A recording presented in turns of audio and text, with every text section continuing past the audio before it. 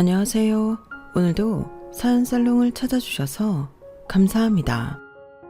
저는 시댁과의 질기고 질긴 악연을 떨쳐버리고 지금은 고즈넉한 바닷가 근처에서 지내고 있는 여자입니다.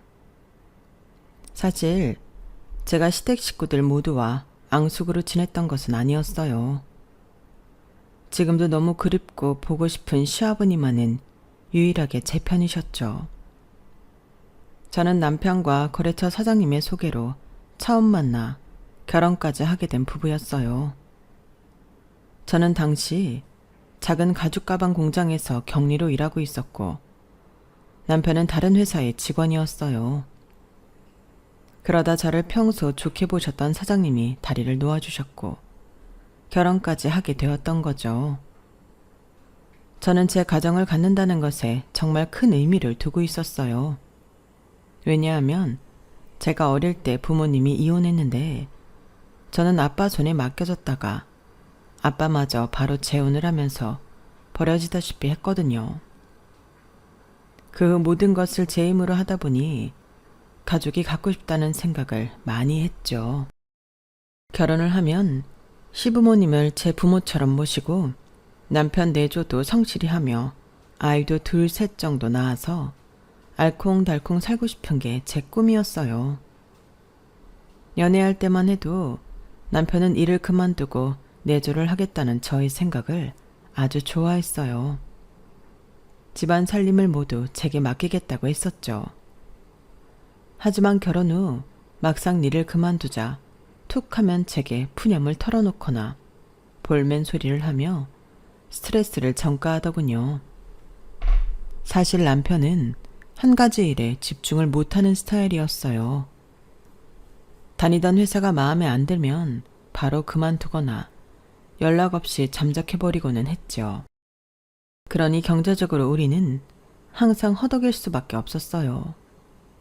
그나마 정말 힘들 때는 시아버지가 조금씩 도와주시기는 했지만 한 직장을 오래 다니지 않는 한 근본적인 문제는 해결될 수가 없었죠.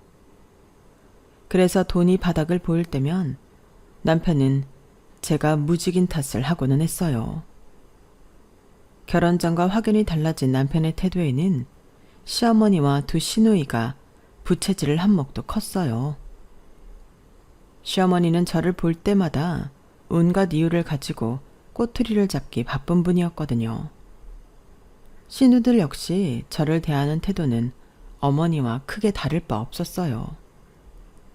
그럼에도 불구하고 저는 정성껏 시댁을 모시려고 노력했는데 그 이유는 바로 시아버지 때문이었어요. 어머님에게는 제가 부모와 연도 없이 산 것이 큰 흉이었지만 아버님에게는 제가 더 안쓰러웠던 이유가 됐었죠. 그것뿐만이 아니었어요. 결혼 후 일을 안 하고 살림에 매진하는 저를 시어머니는 능력 없다고 무시했지만 시아버지는 제 덕분에 집에 항상 온기가 돌고 청결하다며 좋아하셨었죠. 이렇게 저를 대하는 두 분의 온도차는 극과 극이었어요. 어쩌면 매번 저를 감싸고 도는 시아버지 때문에 어머님이 저를 더 미워했을 수도 있고요. 시아버지와 시어머니의 사이도 그다지 좋은 편은 아니었어요. 얼핏 들은 이야기로는 시어머니도 모진 시집살이를 겪었고 중간 역할을 못했던 아버님께 원망이 많았다고 하더군요. 어머님의 시어머니가 돌아가시고 아버님이 고생한 아내의 마음을 돌봐줄 시간도 없이 사업을 시작하는 바람에 서로 가까워질 시기를 놓쳤던 거예요. 어머님은 이혼을 생각했다가도 아버님의 수입이 적지 않자 그걸로 나름 위안을 삼으며 살아오신 것 같더군요. 아버님이 제가 말씀하신 건 완전히 다른 입장이었어요. 별 볼 일 없던 아버님께 당시 유산을 물려주는 대신 자신을 모시라는 친엄마 때문에 와이프가 고생하는 것을 적극적으로 참견할 수가 없으셨다고 해요. 다행히 약속대로 돌아가시면서 유산은 물려주셨고요. 그 돈으로 사업을 바로 시작했고 운 좋게 아버님의 사업은 잘 흘러갔지만 집에서는 항상 외롭고 쓸쓸한 외톨이 같았다고 하셨어요. 어머님과 자식들은 자신을 돈 버는 기계처럼 재촉하기만 했고 얼마를 갖다 줘도 만족을 못했대요. 아버님이 정작 이혼을 하고 싶어도 3명의 자식들이 영 인간구실을 못하니 그것도 마음이 쓰여서 어쩔 수 없이 포기했다고 하시더군요. 장남이었던 남편은 진득하니 한 가지 일을 꾸준히 못하는 사람이었어요. 핑계는 항상 그럴듯 했었죠. 회사가 자기와 맞지 않네. 회사 사람이 불편하게 하네. 아버님처럼 자신은 사업이 맞을 것 같네 등등. 걸핏하면 말도 안 하고 그만둬버리기 일쑤였어요. 밑에 첫째 동생인 신우이는 일찍이 고등학교 때 혼전 임신으로 사고를 쳐서 속으로 엄청 썩였고요.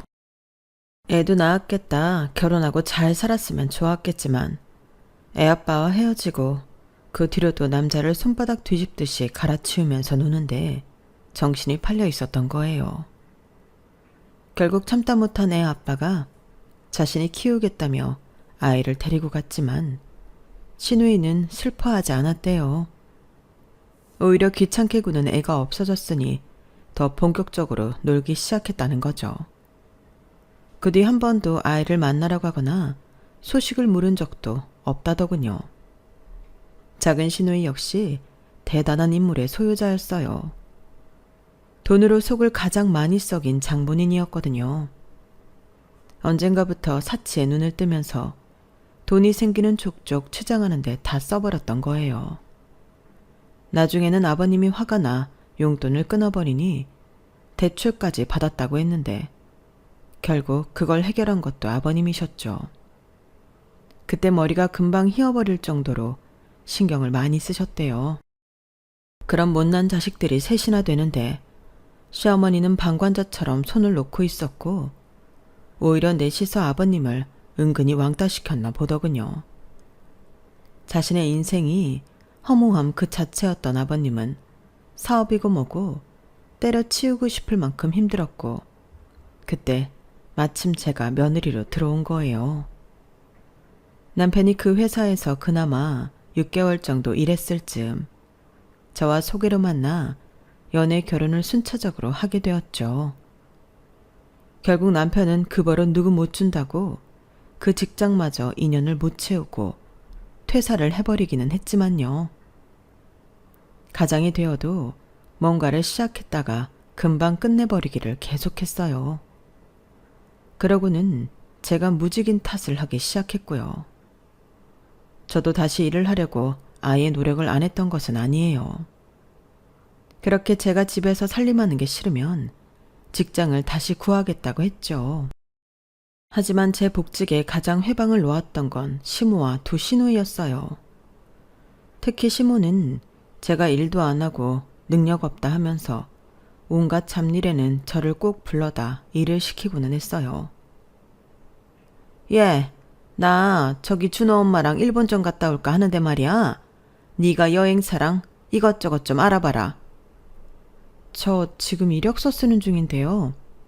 이력서는 뭐 하루 종일 쓰니? 그런 거 후딱 빨리 써버리고 내 여행 좀 알아보라니까. 그리고 이번에 시모 팔순잔치 크게 한다고 했잖아. 신경 쓸 거 많은데 취직은 무슨 취직이야. 너도 눈치가 있으면 집안에 이렇게 큰일이 있으면 애지가 아니 마무리 해놓고 일을 찾던지 하지. 참. 기호 씨가 다음 달로 실업급여가 끝나요. 당장 들어오는 돈이 없어지는데 자꾸 다른 얘기만 하고 있고 저라도 일을 좀 해볼까 해서요. 너 지금 시어머니 앞에서 내 아들 흉보는 거니? 걔가 지금 노는 걸로 보여. 다 너랑 잘 먹고 잘 살자고 큰 그림 구상 중인 거잖아. 네가 지금 나가서 1,200 번다고 살림이 나아지니? 그렇게 힘들면 아버지한테 좀 도와달라고 하든지. 너 이뻐하시잖니? 아버님이 도와주시는 게 한두 번도 아니고 자꾸 도와주시면 계속 의지하게 될까 봐서요. 저희도 결혼한 성인인데 이제는 자리를 제대로 잡아서 저희 몫은 저희가 스스로 해야 될 것 같아요. 그러니까 네가 결혼하자마자 일을 관두니까 이런 일이 생기는 거 아니니? 저도 기호 씨가 그렇게 빨리 일을 그만둘 줄 몰랐어요. 딱히 다른 곳에서 일을 시작할 생각도 없는 것 같아서 이제서라도 제가 복직을 해보겠다는 거예요. 몇 번을 말해. 집에 큰일 앞두고 무슨 복직 같은 소리야. 이렇게 시몬은 앞뒤가 안 맞는 말들로 제 속을 뒤집어 놓기 일쑤였어요. 시모의 팔순이 끝나자 또 다른 일들로 저를 꼼짝 못하게 만들더군요. 이번 김장 때 한 일주일 창원 친척 댁에 네가 내려가서 일손 좀 거들어라. 갑자기 김장이요? 저 다음 주부터 면접 약속이 몇 군데 좀 잡혀 있는데요. 드문드문 면접이 있고 지금 계속 다른 연락도 기다리는 중이라 창원에서 일주일이나 머무는 건 좀 어려울 것 같아요. 하, 얘 좀 봐라. 그럼 지금 허리 안 좋은 내가 가서 하리? 우리 며느님이 면접 보셔야 되니까 우리 집에서는 아무도 못 간다고 하면 창원집이 퍽 더 좋아하시겠다. 거기 12남매에다가 그 자식들, 그 밑에 손주들 것까지 다 해서 하루 이틀에 못 끝내는 거 너도 알잖아. 아무리 다들 와서 거들어도 일주일도 모자라는데 그 면접이고 뭐고 나중에 또 보면 되잖아. 1년 중 김장보다 더 중요한 행사가 어딨다고. 너 그리고 생각해봐라. 그러고 창원 안 내려가고 그 면접 똑 떨어지면 너 어떻게 얼굴을 들고 다니려고 그래? 거기가 뭐 한 달에 1,000만 원씩 벌어올 수 있는 직장이야? 그게 아니라 저희 정말 조만간 장고 바닥나요, 어머니. 진짜 이제는 저라도 일 시작해야 돼요. 몇 번을 말해. 아버지한테 말하라고. 니네 몇 달 생활하는 건 충분히 주시고도 남는 분이잖아. 가서 또 며느리 애교 보여주면 척척 내놓으시겠지. 시모는 아버님이 저를 예뻐하는 것조차 시기하고 질투해 항상 곱지 않게 이야기를 했어요. 결국 저는 잡혔던 면접 일정을 일일이 연기해야만 했고 몇 군데서는 응시자의 태도가 아니라며 아예 일방적 취소를 하기도 했어요. 당연한 거죠. 결국 또 취업하는데 발목이 잡히고 만 거죠. 어쩔 수 없이 저는 또 아버님에게 고개를 숙이고 약간의 도움을 부탁드릴 수밖에 없었어요. 하지만 오히려 아버님은 제게 이렇게 말씀해 주셨어요. 혜주야, 내가 더 미안하다. 내가 아들을 잘못 키워서 애먼 너만 데려와 고생시키는구나. 기어 그놈의 자식 생각하면 정신 차리게 한 푼도 주고 싶지 않지만 네가 이렇게 쩔쩔매는 모습을 보니까 안쓰러워서 안 도와줄 수가 없구나. 내가 다시 기호 불러다가 크게 혼내주마. 하지만 남편은 역시나 아버님의 말을 귓등으로 흘려들을 뿐이었죠. 언제나 한결같이 일 시작하려고 준비 중이라는 말만 반복했으니까요. 그리고 충격적이었던 것은 창원에 김장을 하러 일주일 넘게 저 혼자 갔을 때 허리가 아프다던 시모와 두 시누이가 제주도를 다녀왔다는 것을 나중에 알게 되었어요. 어머님, 저는 취업하려고 잡은 면접들도 다 취소하고 창원까지 내려가 김장했는데 왜 아가씨들이랑 제주도에 갔다고 말씀 안 하셨어요? 말했으면 뒤가 보내주는 것도 아닌데 뭐 그렇게 눈에 쌍심지를 켜고 따지듯이 묻니? 하필이면 진아가 그때로 제주도 여행을 예약해놨고 취소 환불 다 안 된다고 해서 우리도 울며 겨자 먹기로 갔다 온 거야. 누군 좋아서 간 줄 아니? 아가씨 SNS에서 봤어요. 좋은 호텔, 좋은 레스토랑, 좋은 곳만 다녀오시고 행복해 보이셨어요. 아주 걔는 눈치 없게 그런 걸 또 왜 올려갖고. 아무튼 이왕 간 거 그럼 넌 우리가 시무룩해서 다녔으면 좋겠다는 말이니? 그게 아니라 제가 가고 싶었던 곳 면접까지 다 취소하고 가서 한 김장인데 어머님이랑 아가씨는 여행 가신다고 저 혼자 그 먼 창원을 보내셨잖아요. 조금 서글퍼서 그래요. 서글픈 것도 많다. 너 진짜 서글픈 게 뭔 줄 알아? 기호 할머니가 나한테 시집살이 시켰던 거야. 지금도 생각하면 아주 이가 갈려. 여자랑 겸상하면 재수없다고?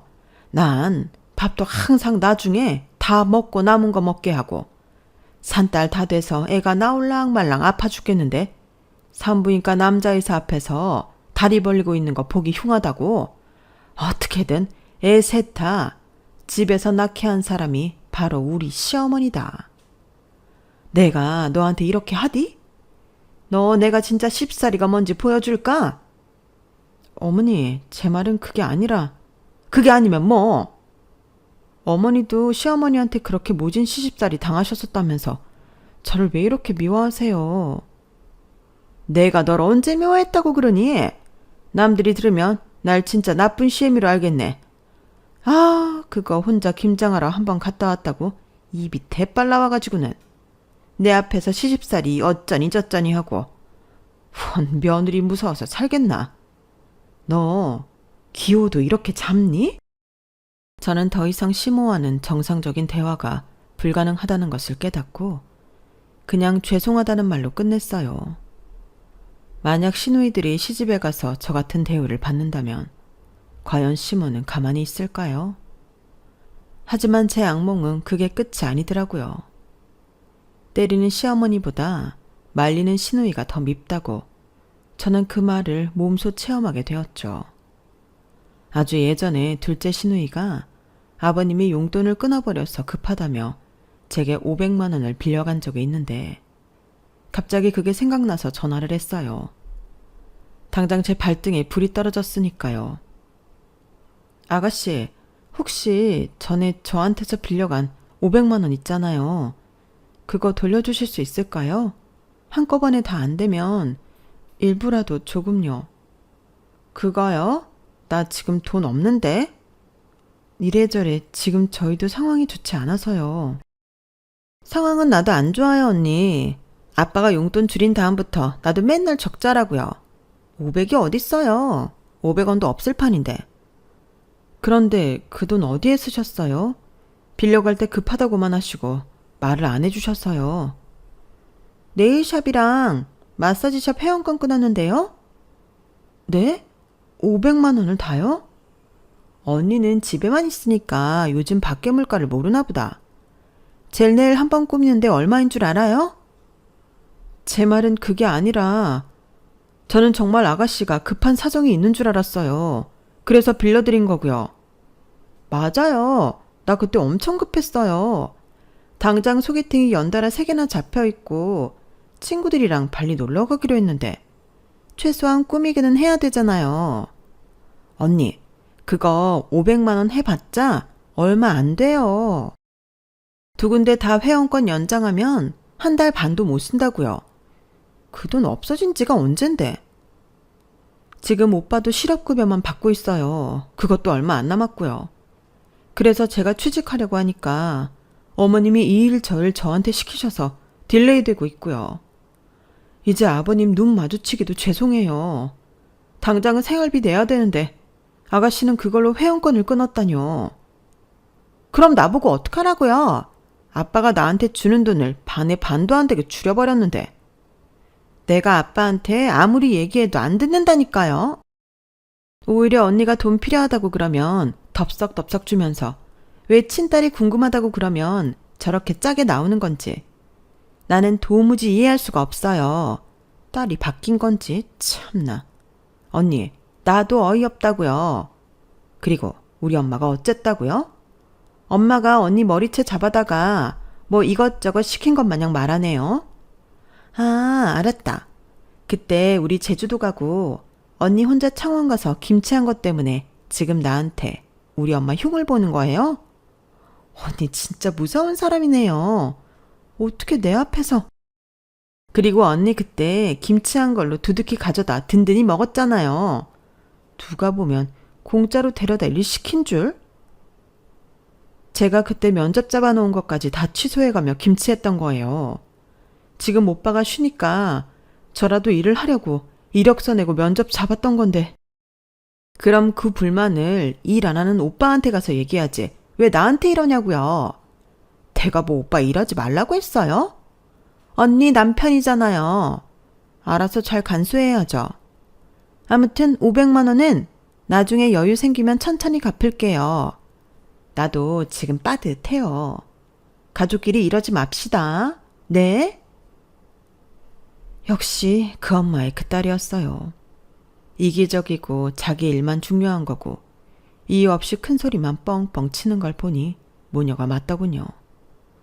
저는 너무 절망스러웠어요. 결혼 전만 해도 한 가족처럼 살갑게 굴던 사람들이 어떻게 이렇게 완전히 변할 수가 있는지요. 그 이후로도 시댁에서는 계속해서 이것저것 자질구레한 요구가 많았고 간간히 내고 있었던 이력서들은 아예 탈락되거나 면접 후에 저를 채용하지 않더군요. 아예 이해가 안 되는 것은 아니긴 했지만요. 저는 이름도 들어보지 못한 곳에서 대학을 나오고 그나마 했던 격리일 역시 회사에서 인정받기에는 터무니없이 짧고 누구나 할 수 있는 쉬운 일이었으니까요. 제 자존감은 계속 바닥으로 가라앉고 있었어요. 사실 남편과도 너무 헤어지고 싶었어요.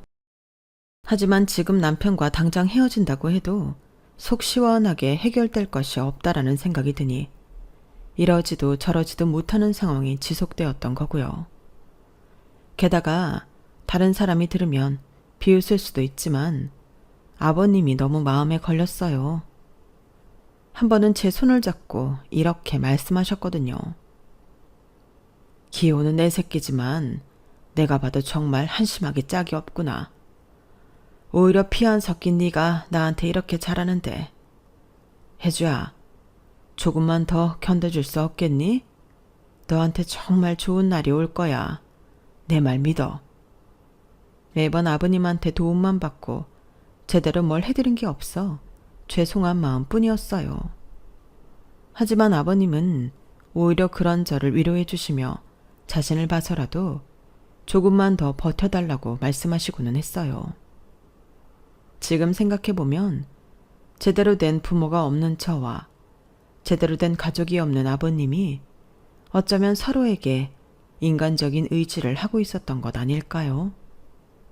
이제는 더 이상 놀랄 것도 없겠다 싶은 순간에 정말 청천벽력 같은 일이 제게 일어나더군요. 어느 날 큰 시누이가 제게 당연히 맡겨도 문제 없다는 식으로 말을 했어요. 언니, 애 안 낳을 거죠? 아니, 못 낳는 건가? 아무튼 애 좀 맡아줘요. 애요? 갑자기 무슨 애요? 내 딸이요, 승아. 승아요? 걔는 애 아빠한테 가 있다면서요. 그 사람 죽었대요. 승아 할머니랑 할아버지가 나보고 갑자기 데려가라잖아요. 짜증나게. 애 아빠가 죽어요? 왜요? 아, 몰라요. 아무튼 언니가 승아 좀 맡아서 키워줘요. 난 애랑 정은 없지만 그렇다고 길거리 나앉게 들 수도 없잖아요. 그런데 그 아이를 제가 왜 맡는 건지. 아무리 생각해도 언니밖에 없어요. 저는 일하잖아요. 그것도 3교대. 애만 내가 데리고 오는 거지. 그게 뭐 같이 사는 거겠어요. 언니 지금 일하는 것도 아니고 애도 없잖아요. 언니 애라고 생각하고 키워줘요. 애 봐주면 내가 아빠한테 잘 얘기해서 언니 100이나 200 정도는 주라고 할게요. 아빠가 또 언니면 끔뻑 죽잖아요. 어머님도 집에 계시고 둘째 아가씨도 지금 일 쉬고 있는 걸로 아는데 굳이 저희 집으로 아이를 보내신다는 이유가 뭐예요? 엄마 허리 안 좋은 거 다 알면서 그런 말이 나와요. 애보다 엄마 진짜 잘못되면 언니가 책임질 거예요. 나이도 많은데. 그리고 이주 걔가 뭘 알아요? 아직 20대인데 무슨 애를 키울 줄 알겠어요. 지 밥도 잘 못 챙겨 먹는 애한테. 언니 말처럼 이주 지금 잠깐 일 쉬고 있는 거지 곧 일도 시작할 테고. 마침 오빠도 집에 있겠다. 언니랑 오빠가 친자식처럼 키워달라고요. 부탁이 아닌 명령조의 시누이 말투에 한번 놀랐고 시댁에서 저를 정말 하찮은 사람으로 생각하고 있다는 것에 2번 놀라게 되더군요. 하지만 여태껏 얼굴도 본 적 없는 아이를 제가 갑자기 맡아서 키운다는 게 말처럼 쉬운 건 아니에요. 그리 간단한 문제도 아니고요. 알아요, 알아. 그러니까 아빠한테 얘기해서 승아 봐주는 돈 언니 주겠다니까요. 그리고 내가 뭐 계속 언니한테 맡아달라고 하겠어요? 나도 새로 결혼도 하고 자리 좀 잡으면 알아서 데리고 갈게요. 아이 얘기 다른 가족들도 알아요? 엄마랑 이주는 알고 아빠는 요즘 집에서도 통 얼굴을 못 봐서 말 못했어요. 참, 오빠한텐 얘기하니까 데리고 와도 상관없다는 듯이 말하던데 괜히 언니만 좀 유난스러운 거 아니에요? 네? 기호 씨가 상관없다고 그랬다고요? 네, 오빠 완전 쿨하던데? 아빠한테 돈 받아서 주겠다니까 엄청 좋아하던데요. 언니도 좀 쿨해집시다. 엄마랑 이주도 당연히 언니가 봐줄 거라고 생각하고 있고요. 저는 너무 기가 막혀서 아무 말도 안 나오더군요. 자기가 사고쳐서 낳고는 정없이 보냈던 딸을 애 아빠가 없으니 다시 데려와 저보고 키우라 하는 이 상황을 누가 이해할 수 있겠나요? 제 대답을 듣기도 전에 며칠 뒤 시누이는 승아와 캐리어 하나를 갖고 왔어요. 승아야, 여기 있는 외숙모가 이제 널 돌봐줄 거야. 엄마라고 생각하고 말 잘 듣고 얌전히 굴어. 아니다. 외숙모한테 엄마라고 해도 돼. 아빠 죽은 거 너도 알지? 그런데 할아버지랑 할머니가 널 나한테 버린 거야. 그런데 네가 사고치고 말썽 부리면 내가 또 널 갖다 버릴 거야. 알았지? 저는 신우의 말에 경악을 금치 못했어요. 고작 초등학교 5학년인 아이한테 그렇게 말을 하다뇨. 승아는 바뀐 환경에 낯선지 잔뜩 겁을 먹은 표정으로 얼어 있었어요. 하긴 갑자기 아빠도 없어지고 어릴 때 헤어져 얼굴도 모르고 살았던 엄마라는 사람한테 끌려왔다가 지금은 외숙모랑 지내라고 하니 어른인 저도 머리 아픈데 그 어린아이가 이 모든 상황을 어떻게 받아들이겠어요. 저는 승아를 바라보았어요. 너무 가슴 아프게도 슬픈 눈을 가지고 있는 아이였어요. 승아를 보니 어릴 때 부모님 이혼 후 오갈 데 없이 방황하던 저 같아서 울컥했어요. 제정신이 아닌 저 시누이는 정말 죽을 만큼 싫지만 이 어린 아이가 뭔 죄가 있겠냐 싶은 약한 마음이 올라왔어요. 아이는 울먹이는 얼굴로 말도 못하고 서 있었고 시누이는 얼른 떼어놓고 가고 싶다는 투로 말하더군요. 저 지금 출근하러 가야 돼요. 제가 바빠도 얘 전학수속은 며칠 내로 해놓을게요. 그냥 언니는 잘 먹이고 잘 입히고 잘 재우시면 돼요. 똑똑하고 어쩌고 저쩌고 바른 아이로 키우겠다는 부담 전혀 안 가지셔도 되고요. 그냥 기본만 해주세요. 알았죠? 아가씨, 잠깐만요. 왜요? 너무 이렇게 갑자기. 갑자기라뇨. 내가 애 이야기 꺼낸 지가 벌써 며칠이나 지났는데요. 아무리 그래도 제가 맞겠다고 대답한 건 아니었잖아요. 오빠랑도 그날 이후 싸워서 말도 안 하고 있다고요.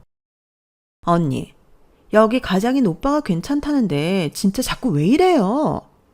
얘가 다 큰 성인도 아니고 그냥 밥만 잘 먹이면 되는 애인데 뭐가 문제예요? 그렇게 간단한 일이면 아가씨가 키우면 되잖아요. 며칠 돌봐달라는 것도 아니고 저보고 아가씨 애를 키우라뇨. 신우이는 저를 잡아먹을 듯이 째려보더군요. 언니, 혹시 돈 때문에 이러는 거예요? 네? 돈이요? 아빠한테 돈 더 받아달라는 거 아니냐고요. 아가씨! 우선 주는 대로 받다가 너무 힘들면 내가 언니한테 돈 많이 주라고 다시 얘기할게요. 아가씨, 아버님은 갑자기 무슨 죄예요? 어려서 헤어진 손녀가 갑자기 돌아와서는 그 양육비를 아버님한테 전가하다뇨. 언니, 좀 주제넘는 것 같은데요. 우리 아빠예요. 딸년이 지금 없던 애가 생겨서 죽겠다는데 그거 못 본 척 하겠어요? 그리고 언니가 몰라서 그러는데 아빠 생각보다 훨씬 돈 많아요. 우리한테 안 내놔서 문제지. 우리 다 알잖아요. 아빠가 언니 예뻐하는 거. 그게 아니라, 모르겠고, 나 지금 진짜 가야 된다니까요. 잘 부탁해요. 아가씨, 아가씨! 신우는 언제 불렀는지도 모르겠는 집 앞의 택시에 낼름 올라타서는 쏜살같이 사라지더군요. 전 넋이 나간 얼굴로 택시 뒤 꽁무니만 보고 있다가 승아 생각이 나서 다시 집 안으로 들어갔어요. 아이는 무릎을 감싸 안고 닭똥 같은 눈물을 뚝뚝 흘리며 구석에 숨어 있더군요. 아이가 우는 모습을 보니 미칠 것 같았어요. 어린 채가 거기 있었거든요. 순간 저는 그 아이를 거둬야겠다는 생각이 번쩍 들었어요. 저는 착한 사람도 아니고 여태껏 선한 일하면서 살아온 사람도 아니었는데 우는 아이 앞에서 마냥 지켜주고 싶다는 마음뿐이었어요. 저도 모르게 승아에게 다가가 꼭 안아주니 같이 울음을 터지고 말았어요. 승아라고 했지? 외숙모 이름은 한혜주야. 우리 처음 보는 거지? 네. 너가 돌아가신 아빠랑 산 이후에 외숙모가 여기에 시집 온 거라서 우린 한 번도 만난 적이 없어. 그런데 이상하게 네가 되게 반갑다. 기분이 참 이상해. 저는 그럼 이제 외숙모랑 사는 거예요? 여기 외삼촌도 이따 오실 거야. 외할머니랑 외할아버지 다른 이모도 만나봤니? 아니요. 엄마가 바로 차 타고 여기로 데리고 왔어요. 여기가 앞으로 살 집이라고 하면서. 아까 외숙모가 좀 큰 소리 내서 놀랐지. 미안해. 네가 있다는 걸 잠깐 잊고 있었어. 나도 워낙 어릴 때 그분들이랑 헤어져서 만나도 하나도 기억 안 날 거야. 그러니까 승아야, 그냥 우리 뭐든지 다시 시작한다고 생각해 볼까? 앞으로 벌어질 일들이나 사는 날들 모두 그냥 전부 처음 하는 것들이구나 하고 생각하렴. 네가 처음 초등학교에 들어가서 새 친구들과 어색했던 것처럼 말이야. 하지만 시간이 좀 지나고 나니까 익숙해졌지? 여기도 마찬가지야. 승아는 엄청 착한 아이였어요. 제 말에 귀 기울이며 고개를 끄덕이더군요. 그때 전화벨이 요란하게 울렸어요. 혜주야, 승아가 정말 그 집으로 간 거니? 네, 아버님. 지금 옆에 있어요. 아휴, 세상에. 내가 요즘 좀 바빴더니 지나 걔가 사고를 단단히 쳐놨구나. 승아를 왜 거기에다 데려다 놓은 거야? 저도 무슨 상황인지는 잘 모르겠지만 아이가 참 착해요. 내가 죄인이다, 혜주야. 네가 뭔 죄가 있다고 이 집에 들어와 낳지도 않은 애를 키우게 된 건지. 나는 입이 10개라도 할 말이 없다. 내가 자식 농사를 아주 잘못 지은 거지. 아버님, 그런 말 마세요. 시간이 해결해 줄 거예요. 지금은 모두가 당황스러워서. 아버님이 쩔쩔 매는 모습이 수화기 너머로도 보이는 것 같아 눈을 찔끔 감아버렸어요. 저녁이 되고 남편이 집에 들어오더군요. 얘야? 네가 승아야? 안녕하세요, 외삼촌. 맞아. 내가 네 외삼촌이야. 그래도 너 덕분에 외숙모한테 잔소리는 좀 덜 듣겠다. 당신 그게 무슨 말이야? 네가 맨날 나한테 잔소리 하잖아. 실업급여는 끝나가고 취업은 힘들다고. 애 맡아주면 아빠가 돈 준다 그랬다며. 이제 합당한 이유로 아빠한테 돈 받을 수 있게 된 거잖아. 여보, 그게 지금 당신이 해도 되는 말이라고 생각해? 제발 정신 좀 차려. 아이 빌미로 돈을 더 받을 생각이나 하다니 당신이 사람이야? 말 좀 가려서 하자. 애 앞에서. 남편은 정말 인간이기를 포기한 것 같았어요. 승아가 눈치를 또 보는 것 같아 저는 방으로 데리고 가 다시 이야기를 나누다 함께 잠에 들었어요. 승아는 정말 착하고 하나도 걸리는 게 없는 아이였어요. 전에 할아버지 할머니가 눈칫밥을 줬는지 시키지도 않은 일까지 알아서 하더군요. 그 모습이 기특하면서도 안쓰러웠어요. 그렇게 서서히 저와 승아는 가족이 되어가고 있었어요. 아이가 있다는 것은 참 특별한 느낌이었어요. 비록 제가 낳은 아이는 아니지만 뭔가 가슴 깊숙한 곳에서부터 전에 느껴보지 못한 많은 감정들이 오가더군요. 말로 형용하기 힘든 것들이었어요. 승아도 제게 많이 의지하는 것이 차츰 보였어요. 남편과 시댁만 생각하면 정말 답답하기 짝이 없었지만 언젠가부터 승아가 제 하루의 원동력이 되어주더군요. 시누이나 시모는 한 번도 아이를 보러 오지 않더군요. 그런 것들을 남편 역시 신경 쓰지 않았고요. 오로지 아버님만이 저와 승아를 살뜰히 챙겨주셨어요. 하지만 하늘이 무너지는 소식을 듣게 되었어요.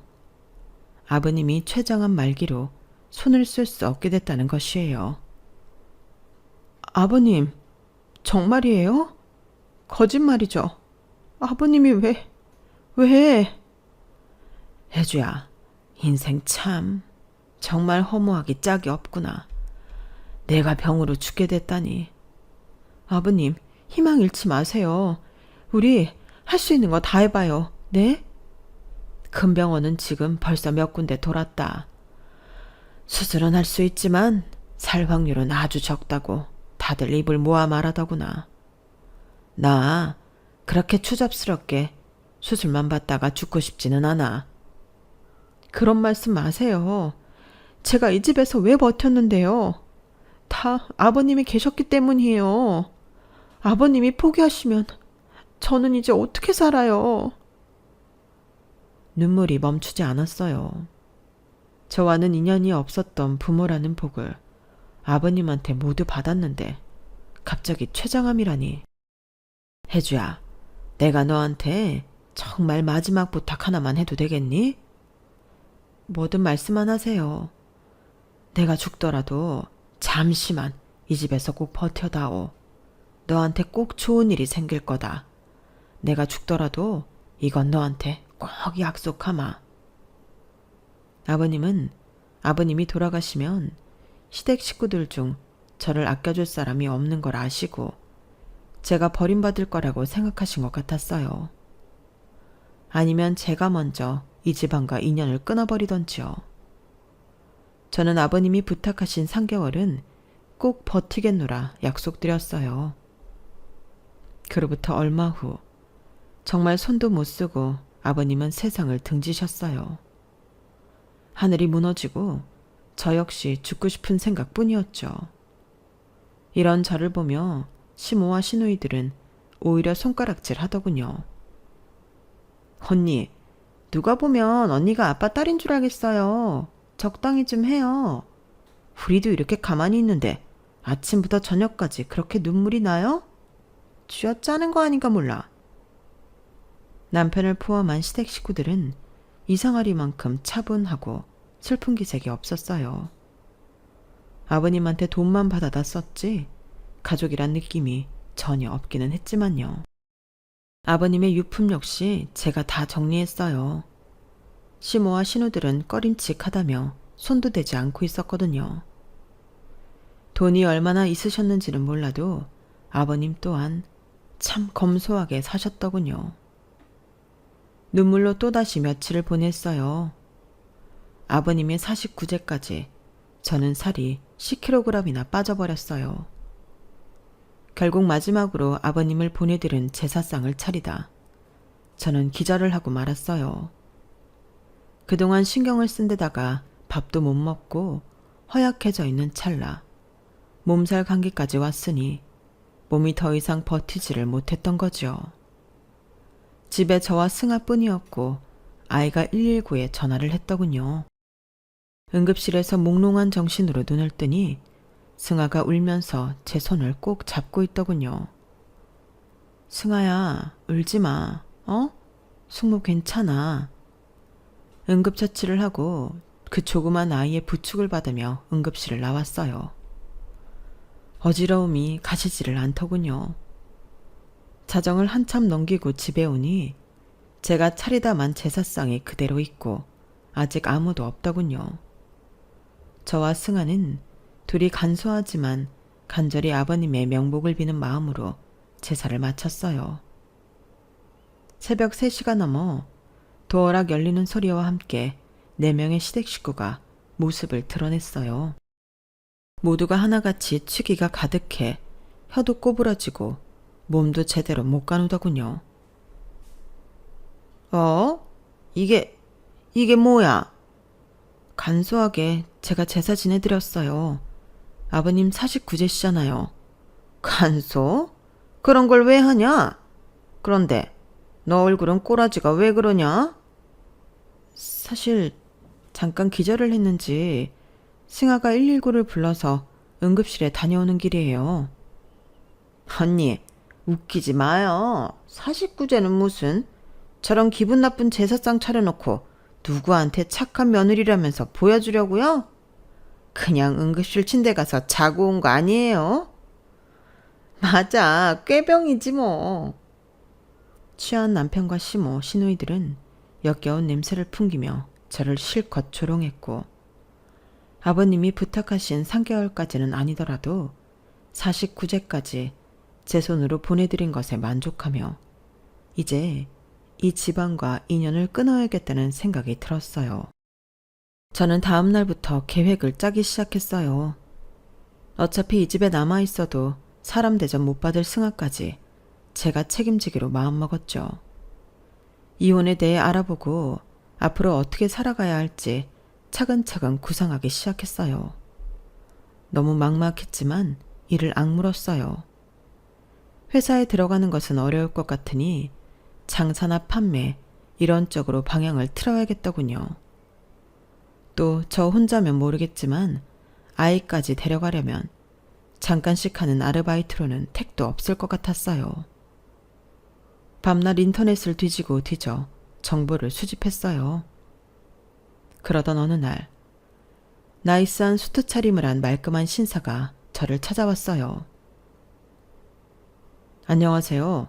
저는 40년 동안 성규종 사장님의 개인 자산을 관리해온 이성한입니다. 아버님의 개인 자산이요? 그런데 무슨 일로 저를 찾아오신 거죠? 성규종 사장님의 유산 문제가 아직 해결되지 않은 것은 알고 계시죠? 네. 그런데 어차피 저는 며느리이고 딱히 그 분야는 알지도 못해서 그냥 진행 중이라는 것만 알고 있어요. 사장님의 유산을 한혜주 씨께 전부 남기기 위해 시간이 좀 걸렸습니다. 네? 유산을 제게 남겨요? 아버님 유산을요? 네. 지금 사모님이셨던 이지미 씨, 큰아들 성기호 씨, 둘째 딸 성진아 씨, 막내딸 성희주 씨가 유산에 손도 대지 못하도록 성 사장님이 할 수 있는 모든 것을 하고 가셨습니다. 아니, 아버님 유산은 당연히 그쪽 식구들이 가져가는 거 아닌가요? 네, 지금 우리나라 현행법상으로는 그렇습니다. 하지만 법적으로 문제가 없으면서도 며느리인 한혜주님께 오롯이 물려줄 수 있는 방법을 오랫동안 저와 함께 찾아보셨었습니다. 알고 보니 사모님과 세 자녀분들은 성 사장님의 재산만 바라고 빨리 운명하시길 바랬더군요. 그 셋이서 몰래 이야기를 나눴던 파일까지 다 있습니다. 이성한 씨는 제게 그 녹음을 들려줬고 듣는 내내 몸이 부들부들 떨렸어요. 엄마, 아빠 죽는 거 맞아? 나 얼마나 받을 수 있는 거야? 최정암이 암 중에 거의 최고 살인마라는데 네 아빠가 살아나겠니? 하긴 그게 아빠라고 할 수 있니? 지 와이프랑 자식들한테는 그렇게 돈 아끼더니 혜주한테 하는 것 봐라. 맞아. 나도 진짜 아빠 유산 보고 여태까지 참은 거야. 나를 얼마나 나쁜 딸년 취급했는데. 야, 나는 장남 대접도 아예 못 받았어. 내가 말을 안 해서 그렇지 사는 게 아니었다고. 집에서는 혜주가 긁어대지. 아빠는 계속 일하라고 뭐라 하지. 오빠는 좀 심했어. 겁나 오랜 기간 많이 놀았잖아. 야, 너만 하겠냐? 예, 아무튼 니네 아빠 죽으면 장례 빨리 싹 끝내고 혜주도 내보내고 우리끼리 편하게 좀 살아보자. 아, 그동안 얼마나 숨 막혔던지. 우리 노래방부터 갈까? 예의상 사모곡은 불러야 할 것 같은데? 모자란 년. 사모곡은 엄마한테 하는 노래고 노래방 가서 찬송가나 불러라. 좋은 데 가시라고. 이것 말고도 다른 대화를 더 들려줬지만 저는 구역질이나 더 들을 수 없었어요. 성 사장님이 집안에 도청까지 해가면서 수집한 녹음입니다. 그 외에도 그동안 다른 가족이 사장님을 외면해왔던 일들을 서면으로도 남기셨고 영상으로도 직접 남기셨습니다. 영상으로 아버님이 남겼다고요? 네. 그리고 마지막에 하신 말씀이 다른 가족들에게는 한 푼도 줄 수 없고 오로지 한혜주 씨에게만 모든 것을 남기겠다고 유언하신 영상입니다. 저는 오열함에 쓰러졌고 한참 동안 아버님 영상 사진을 안고 있을 수밖에 없었어요. 그 다음은 여러분이 상상하시는 그대로예요. 모든 진실을 안 낸 사람은 온갖 지저분한 방법을 동원했고 길고 긴 법정 싸움이 오갔어요. 3년에 걸쳐 결국 아버님의 유산은 대부분 제게 상속이 되었죠. 아버님 유산만 믿고 있던 내 인간들은 지금도 아버님만 탓하며 잘못을 뉘우치지 못한 채 어디선가 살고 있겠죠. 다행히 승아는 제가 데리고 왔어요. 아직 법적 절차가 좀 남아있지만 승아 본인이 저와 함께 있고 싶다는 뜻을 강하게 어필하고 있으니 역시나 좋은 결말을 기대하고 있답니다. 오늘은 승아와 솜사탕을 나눠 먹으며 바닷가를 산책해야겠네요. 글을 쓰다 보니 아버님이 너무 보고 싶네요. 조만간 찾아뵈러 가야겠어요. 지금까지 저희 사연 들어주셔서 감사합니다. 여러분도 항상 건강하시고 즐거운 날들만 가득하시길 바랍니다.